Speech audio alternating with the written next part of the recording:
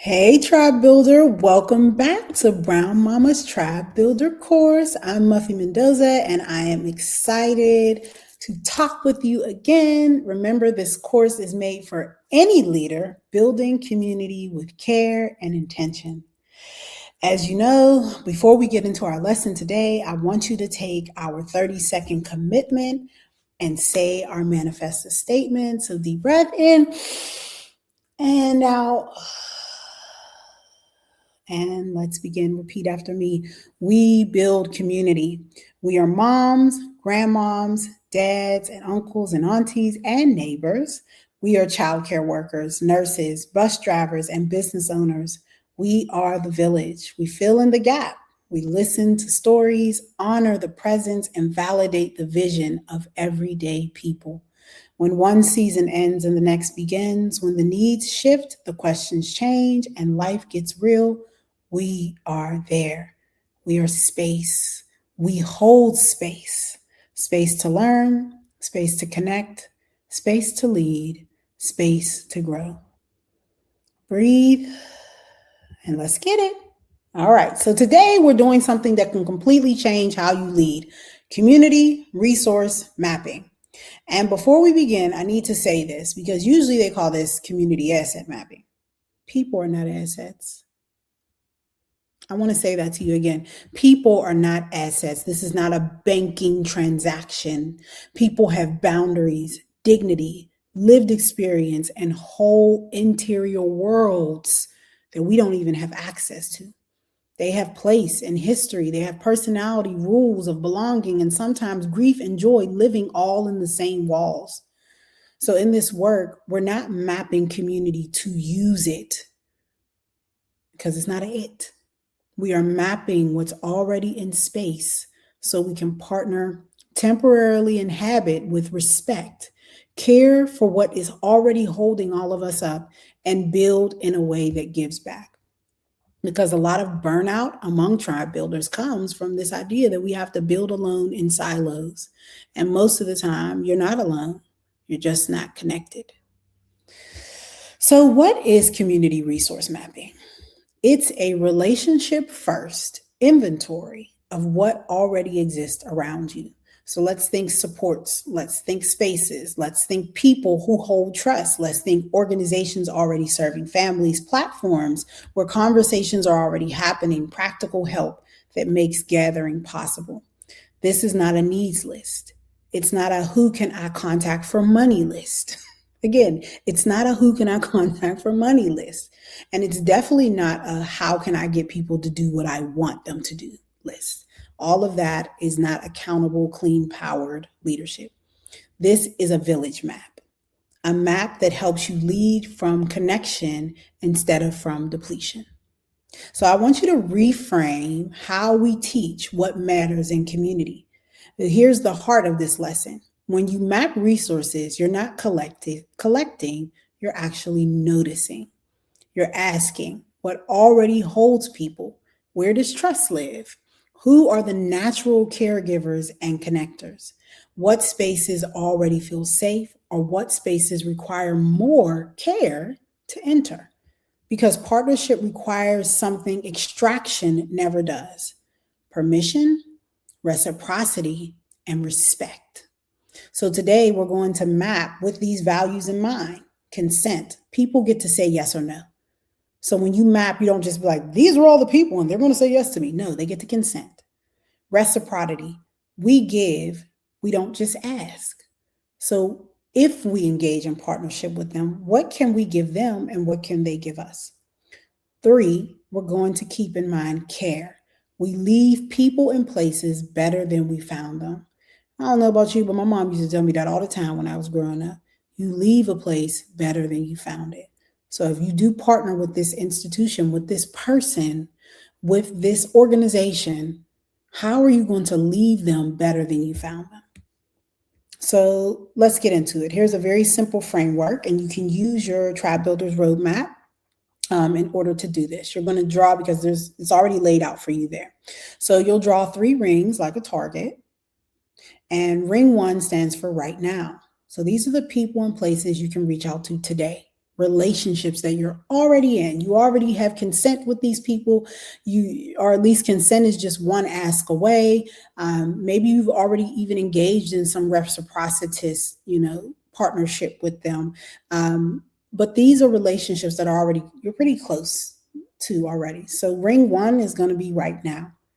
Ring two is going to be one bridge away. So you don't know these people well. You may not know these spaces well, but somebody that trusts you and you trust them can introduce you. So that's ring number two.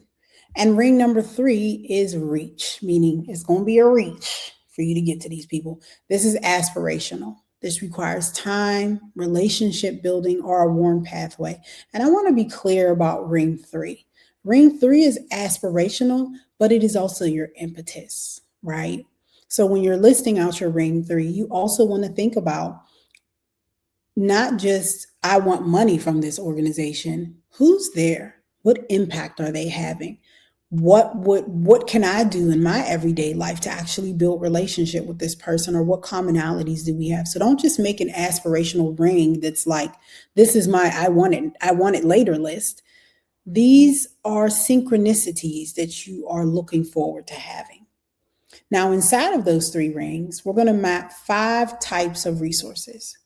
We're going to map people, again, not assets, people, humans. Think aunties, elders, the mama who knows everybody, the community organizer, the yoga teacher, the barber who hears everything, the principal who actually cares. So if you've already wrote those in, you can just go and circle the people, circle them with a different color. Then we're going to file another one of our resource types is places. So places are living too. Remember that. These places aren't just places. They have people inside of them. Those people have persona. Those people are connected to community. So I want you to think about your places that have a vibe and a history and rules and people that actually are in alignment with your in my region statement. Shared realities. So think about libraries, parks, salons, community centers, churches, cafeterias, a business that has a side room. So don't just list like the cultural center. Like, where are the spaces where your people are going to feel held? Then I want you to make a category of organizations and programs, nonprofits, clinics, mutual aid organizations, neighborhood associations, existing structures that are already serving your people. And it doesn't have to be existing structures that are serving your people in the same space as you. It could be, again, somebody who's doing an adjacent service that's really helpful to your community. Then I want you to list out your platforms. So I want you to circle your platforms or add platforms, Facebook groups, group chats, IG pages, listservs, newsletters, Reddit feeds, places where attention already is gathering. And then I want you to list out your practical supports, childcare swaps, food hookups or food banks, transportation support. What are the quiet supports that make community possible? And if you list out the practical supports, and there's not that many, that's a great opportunity for your community to possibly create some mutually beneficial practical supports. So you have your 3 rings and you have your 5 types of resources. Okay, so now we're going to do, So now we're actually going to read the map. I'm recording this in real time, so I love that y'all are hanging in there with me, but we're going to read the map and we're going to talk about what are our partnership pathways. So now we're going to interpret the map through a care lens, not just looking at it again as these are assets, but actually looking at what possibilities for care there are, in the context of what we have here. So circle 3 things. Who are the trust holders? Who do people already listen to? And if they vouch for you, it softens the room. So when you're thinking about organizations, which organizations or even spaces have already become local watering holes? The platforms that are local watering holes, the people that everybody knows that person and everybody goes to them for that thing. If those people vouch for you, if those people become beacons for your community, it's an opportunity to increase not only the size of your community, but to increase the social trust that you're known for. You want to think about your ready-made room. So the first thing you want to map again is your trust holders. And the second thing you want to map is your ready-made room. So what spaces already gather people so you're not building from scratch. Brown Mamas has never had physical space. It's never stopped us from having a gathering. We've always been an organization that we just take up space where our moms already take up space at. You don't need the extra line item in your budget, especially if you're a new tribe builder or you're an organization that has a very small budget for the community, what you want to create. Use the existing spaces. Now, if your existing space is not a space where people want to come to, don't use it.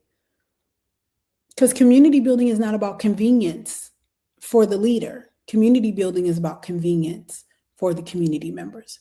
And then we want to think about finally our bridge partners. What organizations already serve your people? Again, you're going to hear this repeated. Who's already serving?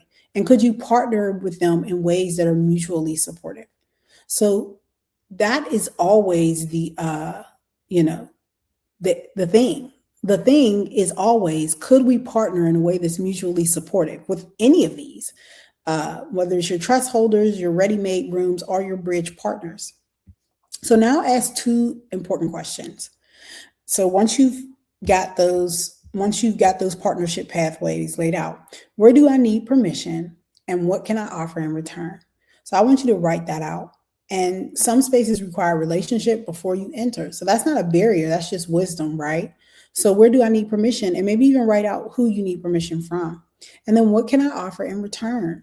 Payment is not always necessary. Sometimes it's about gratitude and public acknowledgement.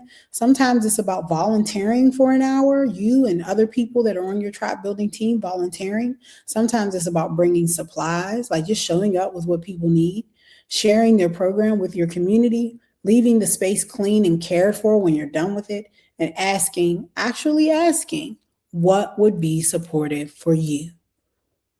A lot of times people don't ask that question. One of my business buddies early on would always come to me with the question, how can I help? And so now that's the question I begin every meeting with. How can I help? How can I be supportive? You tell me, because then I understand what is the reciprocity required within this relationship. And I get to choose within my own boundaries whether or not I can do that.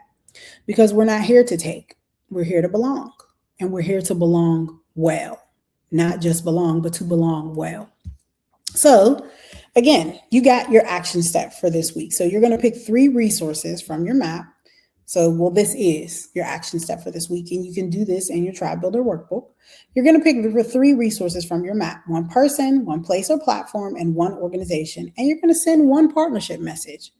And you have a template that you can use in your tribe builder roadmap. There's a template that you can use to actually send out that first partnership message, because the goal isn't to get people to carry your vision, right? That's not the goal. The goal is to co-create. That is what community does. Community co-creates something that is good for everybody. So I want you to remember that people are not assets. Say it with me. People are not assets. They're lived, they're storied, they're sacred. And community resource mapping helps you lead in a way that honors that truth. So your homework, you got it. Map your community resources, identify your 3 partnership moves, and remember to move with care. I'll see you in the next video where we're going to talk about your minimum viable gathering. All right, take care.